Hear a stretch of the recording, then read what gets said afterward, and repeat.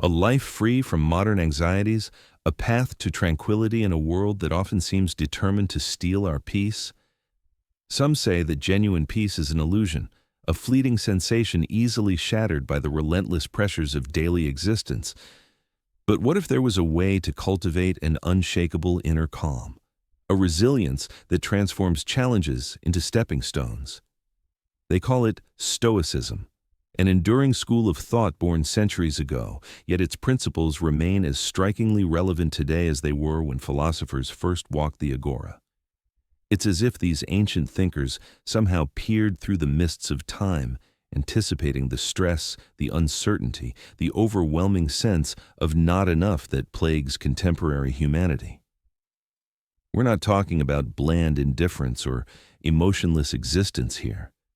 This is about equipping you with practical tools, 5 profound rules that can immediately reframe your perspective, quiet the cacophony of worry, and fundamentally alter your daily reality.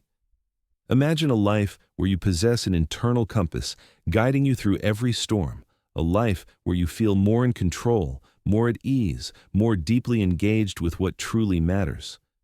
No one knows why exactly this ancient wisdom resonates so deeply now, but its power to address common human struggles like chronic stress, debilitating anxiety, and the pervasive fear of an uncertain future is undeniable. It offers not quick fixes, but a profound transformation of mindset, allowing you to navigate life's inevitable turbulence with grace and strength. The allure of Stoicism isn't just its historical gravitas, it's the promise of immediate actionable impact, rules you can begin applying today, right now, to experience a tangible shift in your well-being. But what if this isn't just another fleeting self-help trend, but a bedrock philosophy designed to cultivate a lasting inner fortress against the unpredictable currents of existence? The idea doesn't seem as far-fetched as it should when you consider the sheer longevity and consistent applicability of these teachings. This isn't theoretical meandering.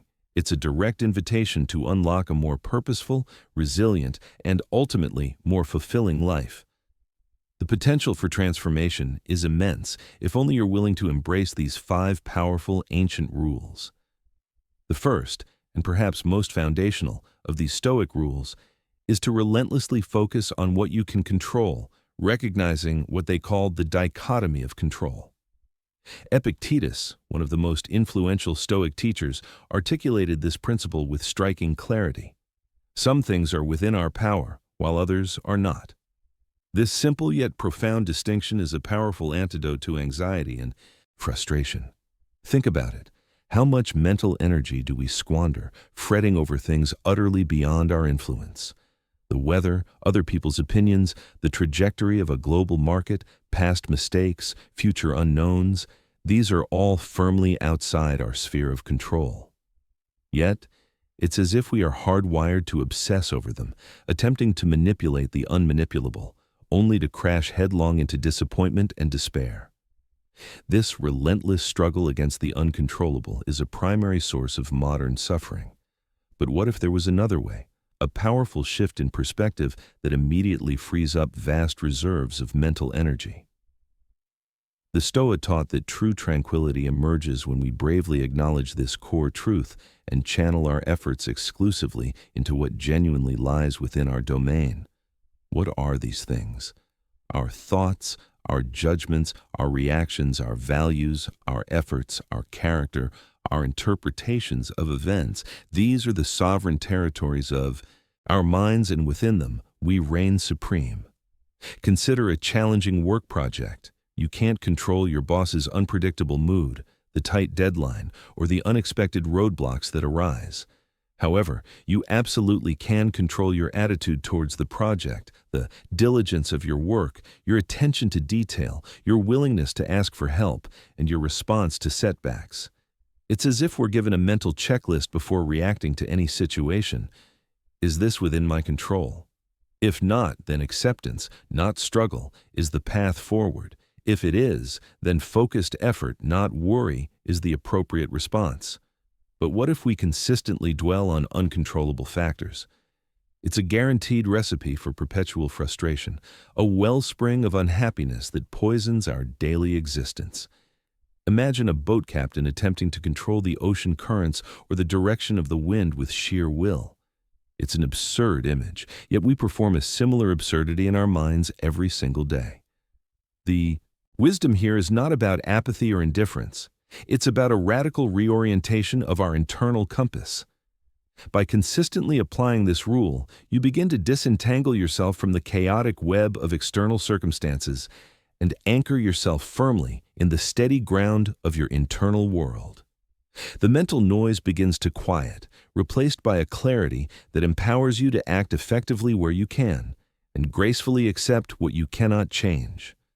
This is the first step towards an unshakable inner peace, a peace that does not depend on external conditions, but on the profound understanding of where our true power lies.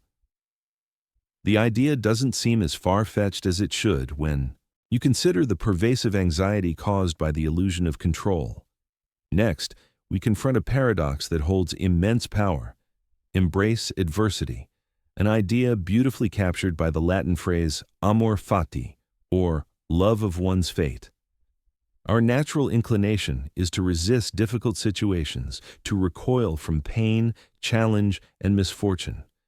But what if rather than resisting, we learn to not just accept these moments, but to actively embrace them, to love them even, as integral parts of our journey? This isn't a call for masochism or passive resignation. It's a revolutionary shift in perspective that transforms obstacles into opportunities for profound growth. They call it resilience, but the Stoics called it developing character, recognizing that true strength is forged in the fires of adversity. It's as if life itself is a master sculptor, using hardships as chisels to reveal the strongest, most authentic version of ourselves. When viewed through the lens of Amor Fati, a job loss isn't just a setback. It's an opportunity to explore new career paths, to reassess priorities, to develop new skills. A broken relationship isn't merely heartbreak, it's a chance for introspection, to grow in self-awareness, to learn valuable lessons about connection and boundaries. A physical injury isn't only pain. It can be an invitation to appreciate the body's resilience, to learn patience, to find alternative ways of engaging with the world. But what if this radical acceptance, this embrace of what is, actually unlocks a deeper wellspring of inner peace and strength? The Stoics believed that by internalizing Amor Fati, we shed the victim mentality and step into our role as active participants in our own development, agents of our own growth. It's about reframing every negative experience, every hurdle, as a necessary component of the tapestry of our lives, essential for building strength and character. This means actively seeking growth rather than meticulously avoiding discomfort. No one knows why exactly we are so averse to discomfort, but Stoicism urges us to lean into it, to understand that suffering, in its various forms, is an inevitable part of the human condition. To love one's fate means loving the totality of one's experience, both the pleasant and the painful, recognizing that each plays a vital role in our evolution. Imagine a blacksmith who curses the heat of the forge. Without the fire, the steel cannot be tempered, cannot be shaped into something strong and useful. We are that steel, and adversity is the fire. This approach doesn't magically make challenges disappear, but it fundamentally alters our relationship with them, turning feared enemies into respected teachers. This commitment to loving all of life, not just the easy parts, is a cornerstone of Stoic living, leading to a robust mindset that can weather any storm. The third rule, perhaps the most counterintuitive yet profoundly effective, is the practice of negative visualization, known as premeditatio malorum. Many people, when they first encounter this concept, recoil, thinking it sounds morbid, pessimistic, or even self-sabotaging. But what if intentionally contemplating potential misfortunes is actually a powerful tool for cultivating gratitude and mental resilience, stripping away the shock value of crises before they even occur? It's as if we are mentally rehearsing for difficult scenarios, not to dwell in fear, but to prepare ourselves, to fortify our inner landscape against the inevitable tremors of existence. The idea doesn't seem as far-fetched as it should when you consider how often unexpected bad news catches us completely off guard, rendering us paralyzed with shock. Consider this: we often take for granted the myriad blessings in our lives, our health, our relationships, our possessions, our safety. It's as if these things are somehow permanent, guaranteed features of our existence. But what if we paused for a moment each day and genuinely imagined losing them? Imagine waking up blind, facing the loss of a beloved partner, or losing your home to a fire. This isn't about conjuring despair. It's about a deep, appreciative recognition of what we currently possess. By contemplating loss, even for a few minutes, we awaken a profound sense of gratitude for our present circumstances. The mundane becomes precious, the ordinary, extraordinary. That morning coffee, the sound of a loved one's voice, the ability to walk outside, all become illuminated with a renewed sense of value. No one knows why we so readily overlook our blessings until they are threatened, but Stoicism provides a deliberate method to counter this human tendency. This practice also builds an astonishing level of mental resilience. When we consider potential misfortunes, we pre-process the emotions, allowing us to mentally develop coping strategies. If you've imagined losing your job, the actual event, should it occur, might still be painful, but it won't carry the same devastating shock. You've already mentally walked through some of the steps, considered some of the difficulties, and perhaps even envisioned some solutions. It reduces the fear of the unknown by making the unknown, at least in part, known. It's not about being morbid, but about being prepared, about sharpening the mind's ability to adapt and overcome. They call it mental toughness, but the Stoics called it an essential preparation for life's inevitable challenges. But what if this strange habit of meditating on potential catastrophe is actually the key to a deeper joy, a vibrant appreciation for every fleeting moment of peace and prosperity? The wisdom here is in transforming potential fears into profound gratitude and proactive strength, ensuring that when the metaphorical storm arrives, we are not broken, but merely bent, ready to spring back. The fourth foundational rule anchors us firmly in ethics: live according to virtue. For the Stoics, virtue was not merely a good idea or a set of moral guidelines, it was the sole good, the path to true happiness and fulfillment. They crystallized this into four cardinal virtues: wisdom, justice, courage, and temperance. It's as if these four pillars support the entire edifice of a well-lived life, providing an unshakable framework for every decision and action. But what if our modern pursuit of happiness, so often tied to external achievements or fleeting pleasures, is fundamentally misguided, and that genuine well-being lies in aligning ourselves with these timeless principles? The idea doesn't seem as far-fetched as it should when we see the hollowness that often accompanies external success without internal virtue. Wisdom for the Stoics wasn't just academic knowledge, it was practical wisdom, the ability to discern good from evil, to understand the true nature of things, to know what is within our control and what is not. It guides our reasoning, helping us make sound judgments in the face of uncertainty. Justice means acting fairly and kindly towards all, recognizing our shared humanity and our interconnectedness. It's about respecting the rights and dignity of others, contributing to the common good, and fulfilling our social duties. Courage isn't the absence of fear, but the ability to act rightly in the face of fear, whether it's physical danger, social disapproval, or the discomfort of pursuing truth. It demands integrity and the fortitude to stand by our convictions. Temperance, or moderation, is about self-control, about balancing desires and passions, ensuring they serve us rather than enslaving us. It's the mastery over appetites, the ability to live simply and with contentment. But what if these abstract concepts could be woven into the fabric of our daily lives, transforming ordinary interactions into opportunities for profound growth? Consider a moment of conflict with a colleague. Wisdom would guide you to understand their perspective, even if you disagree. Justice would push you to fairly represent their concerns. Courage might be needed to speak your truth patiently, rather than lash out in anger. Temperance would prevent you from succumbing to rage or gossip. Each virtue acts as a moral compass, ensuring that our actions align with our highest values, cultivating congruence between what we believe and how we behave. No one knows why we so often deviate from our own moral compass, but the Stoics believed that consistently acting virtuously is the ultimate pursuit, the only true path to eudaimonia, a flourishing life. It's as if by living these virtues, we become the architects of our own character, building a foundation of integrity that no external force can erode. The Stoic emphasis on virtue reorients us towards an internal metric of success, reminding us that true fulfillment stems not from what we have, but from who we are. Finally, we arrive at the profound yet often unsettling rule to understand the impermanence of all things, encapsulated by the phrase Memento Mori, remember that you must die.